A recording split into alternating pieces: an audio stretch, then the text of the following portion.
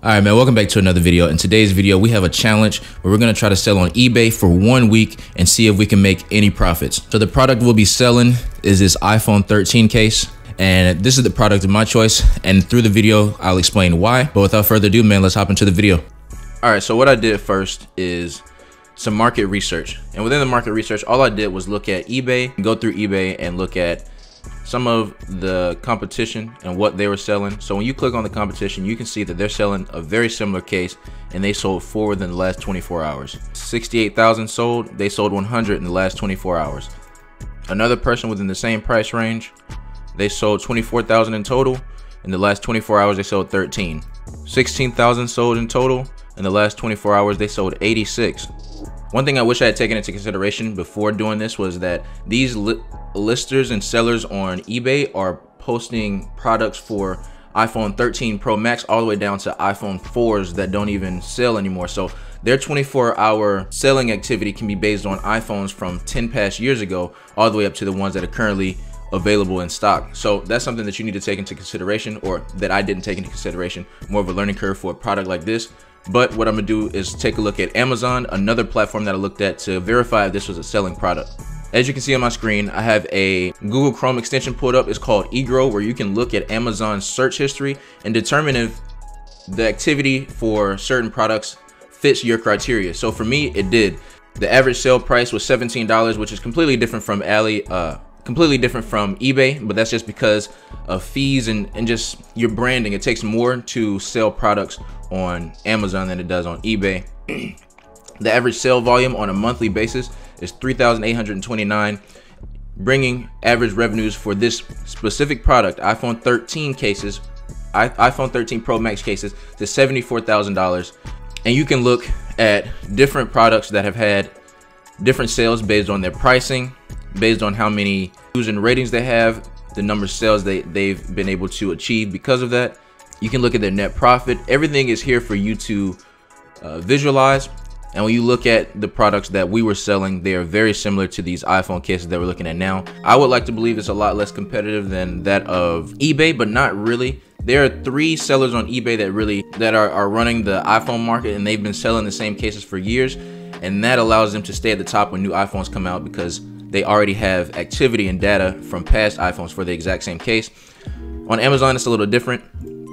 If you click here, you buy a phone case for this specific model. You don't have the ability or the option, at least on this particular listing, to choose different iPhone cases, which means that every year when a new phone comes out, the competition starts over completely based on new products. All right, so now that we have our market research done, we know that we have a product that we want to sell that does sell. Let's choose our supplier. So we're going to go to Alibaba. I'm not going to show the process of what I did to find the supplier. I did that in one of my last videos. What I'm going to do is just break down the cost of everything so everything makes sense and lines up with what's going to happen later in the video. So now we're on the Alibaba supplier site that I purchased from.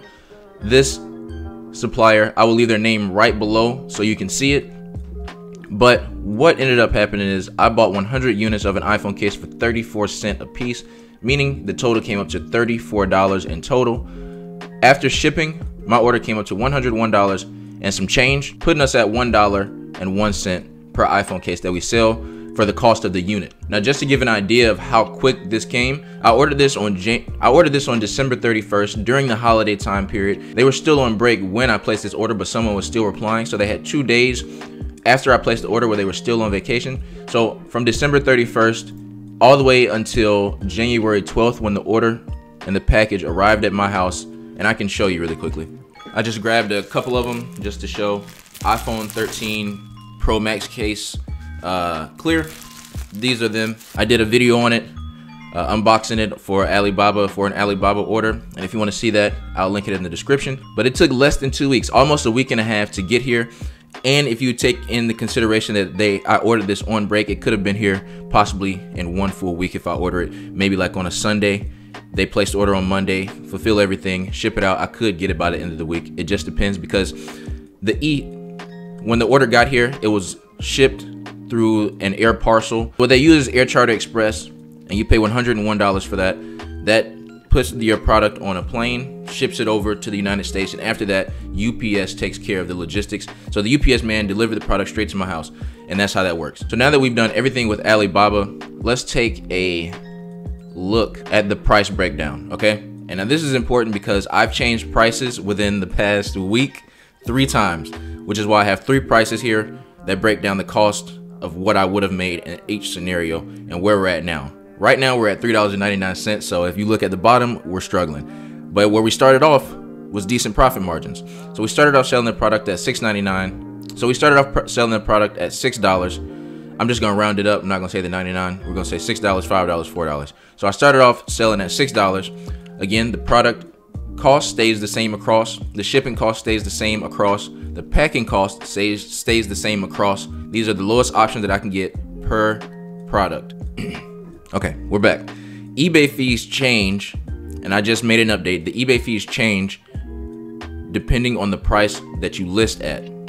So at $6, you're gonna have $1 eBay fees, $5, 88 $4, 65 eBay fees. Now, the shipping time is going to be USPS. That's who I would use to fulfill my orders. I would be taking care of that because I'm not drop shipping, leaving us with final profits at $6 for $2.46, selling at $5, $1.58, and selling at $4.40. So we're scraping profits at the $3.99 mark. So let's hop into eBay. Right now, as you can tell, the way I set this up, because the iPhone 13 Pro Max case fits the iPhone 12 case. This is kind of some technical stuff, so don't worry about this. So the iPhone 13 Pro Max case fits the 12 and the 13, but the 12 does not fit the 12 and the 13 because the camera's a little smaller. Not important. Just know the case fits both the 12 and the 13. Now, so I broke it down just in case if someone isn't knowledgeable of that and I just have one option, they're gonna believe that there's only one case, and the case that they have doesn't fit unless they've done the research, which most don't. They just buy and believe what you put out. So you have to inform people because they are not aware of that. So what I did was put the iPhone 12 and 13 Pro Max case down together. Now, one thing I want to show you is that when you don't have any other options on eBay, like here, how it just says 13 Pro Max and 12 Pro Max, my pricing structure only says $399. But if you look at other competitors, their prices fluctuate from $399 to $499 because they're going all the way down to the iPhone 7 Plus or their lowest option. So what people tend to do is put something that's so cheap on their product so that they list higher. So they might list something for $299, something that's never going to sell, but it makes their pricing range from $299 to $899, which makes you think that you're getting a better deal. It's smart, but it's also sneaky. It's almost like a marketing tactic. It's like, once we get you here, we're going to show you the real price. So let me give you an example. I'm selling my iPhone case for $399 with 40% profit margins at this point, right? If we go look at a similar case, I'm going to show you one that's doing the exact same thing. So $499 to $698, right? If you click on this product, the iPhone 12 mini, a smaller case, is $498. But if you click on the 12 Pro Max, it goes up to $698. So what they do is they show you one price, they get you there, and then they show you the real price. And now that they've had 2,000 sold, they'll show you the ones that they've sold in the last 24 hours. So now you have trust with the supplier, as well as you see they have a 98% positive feedback score. Now you're reeled in, and now you're just gonna compare with other people, and if theirs doesn't match, they've already got you in. You'll add it to your watch now or watch later, so you can see if the product changes, or you can just come back to it easier, and then you'll purchase. Really smart marketing tactic. I can't really argue with it, but at the same time, it makes it really hard for newcomers to compete if you don't have a wide selection of products, or if you don't play the game with them. So to keep it simple, to see how much money I've made, I think you kind of have an idea, you know? We are in the hole. Zero sold, $0 in the last 90 days. In bold, I have 2 active because I have another listener that I'm just messing with to see. I'm gonna compare dropshipping to wholesaling, seeing which one works, because ePacket no longer works with the dropshipping, so it's not an option available, but you can still dropship. The times are just gonna be even further delayed. So I wanna see if I have the same profit margins, these 40 cent to $1 profit margins dropshipping, if I would be able to sell products quicker, given that they would take 1 to 2 months to arrive to a customer. I'm sure that there would be some pushback from customers, you know, shipping times, of course, tracking numbers, things of that nature. And I'm sure eBay will side with the buyer. So I don't know if it's truly worth the hassle, but it's an experiment to find out. Considering that we've sold zero, absolutely nada, nothing.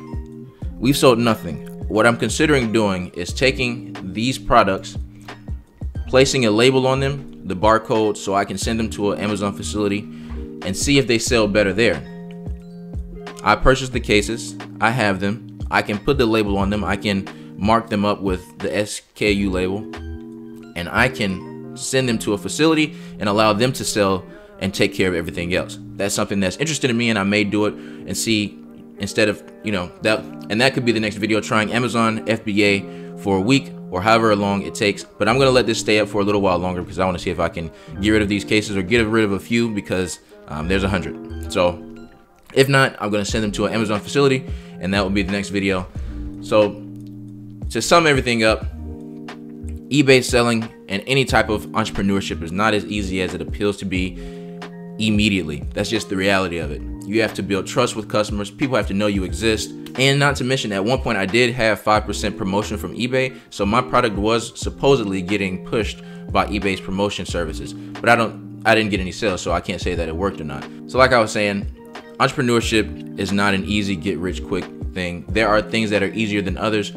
If I would have drop shipped this, I would have only had to take down a listing, and that would have been my only cost of losing. But now that I've actually purchased these cases, I need to do something with them. I need to be smarter. I have to pivot, be quicker on my feet, and figure out how I can sell these products. So the next thing that I'm gonna try is Amazon FBA and see how that works compared to eBay, and if I can get rid of / make some money from these cases. So I hope you all enjoyed this video. I hope you all enjoyed the breakdown. Hopefully that this can help you sell products on eBay as well, or any other platform that you choose to, because strategies remain the same, or it can help you based on something that you've seen. So again, hope you all enjoyed the video. If you're new to the channel, please slap the subscribe button. If you enjoyed the video, slap the like button, and we'll see you in the next one.